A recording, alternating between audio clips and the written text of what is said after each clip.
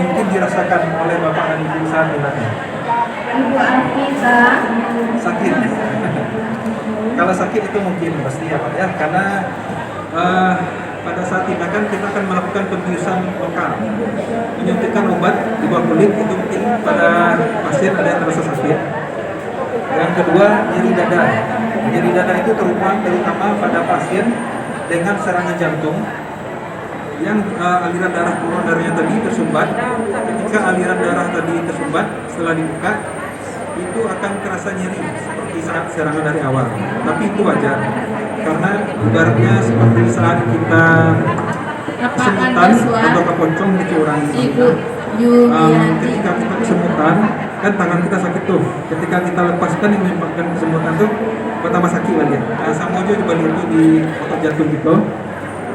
Saat aliran itu balik lagi, otot jantung mungkin akan terasa nyeri saat, tapi berangsur-angsur akan kembali normal. Dan selanjutnya adalah kemungkinan reaksi alergi seperti adanya ruam kulit, sakit kepala, mual atau muntah. Reaksi alergi ini bisa didapat dari penggunaan zat kontras yang ditembakkan, yang dimasukkan ke dalam udara. Tapi kasusnya ini sangat jarang sekali karena zat kontras insya-Allah aman yang dipergunakan. Tapi ada kejadian 1 dan 2 kasus.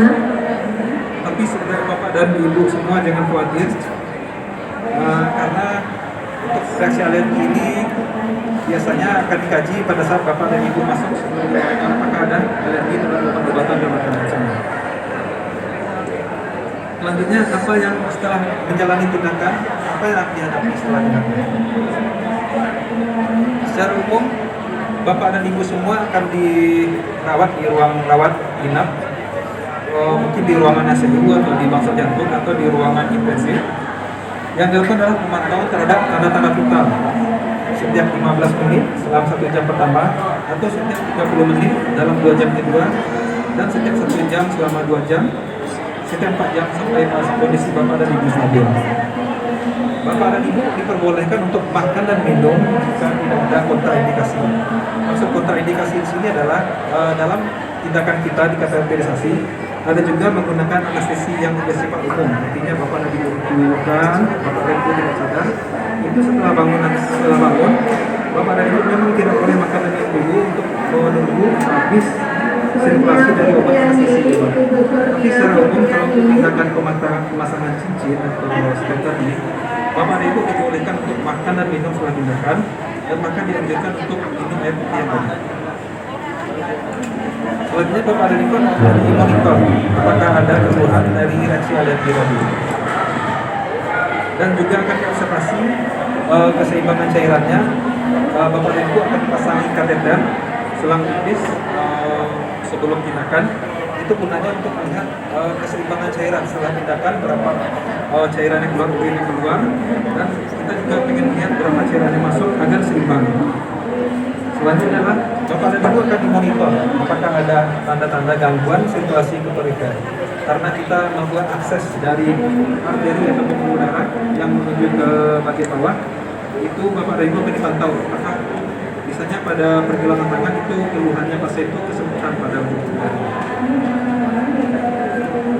Selanjutnya perawatan akses tindakan melalui paha. Jadi seperti di awal sudah saya jelaskan bahwa ada tindakan melalui tempat paha dan ada melakukan tindakan dari pergelangan tangan. Saya akan membahas yang melalui tindakan paha terlebih dahulu. Bapak Hermansyah. Ini adalah contoh alat untuk akses tempat masuknya Arifin Arus. Dan setelah tindakan akan dilakukan penekanan pada di mural dan alatnya akan dicabut MD-nya. Alat ini kita sebut dengan SIR. SIR ini akan dicabut setelah tindakan.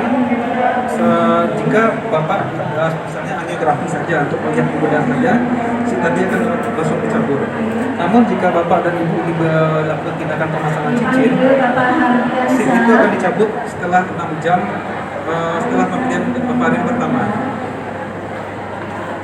Dan Bapak dan Ibu akan melakukan observasi pendarahan pada tempat penusukan dan istirahatkan, dan Bapak dan Ibu akan diminta untuk mengistirahatkan minimal 6 jam sampai dengan 12 jam atau 14 jam bagian akses yang tindakan yang misalnya kaki kanan, pergunakan lipat kaki kanan, itu kaki kanan tidak akan boleh bentuk selama 12 jam atau sampai 14 jam, dan Bapak Ibu tidak boleh duduk. Bapak dan Ibu akan minta untuk membatasi bungkuk selama 48 jam ini, maksudnya setelah 12 jam ditambah 48 jam, artinya di ruang rawatan Bapak dan Ibu akan diminta untuk membatasi bungkuk agar luka yang tadinya sudah mulai sembuh Bapak Indrian tidak kembali terbuka.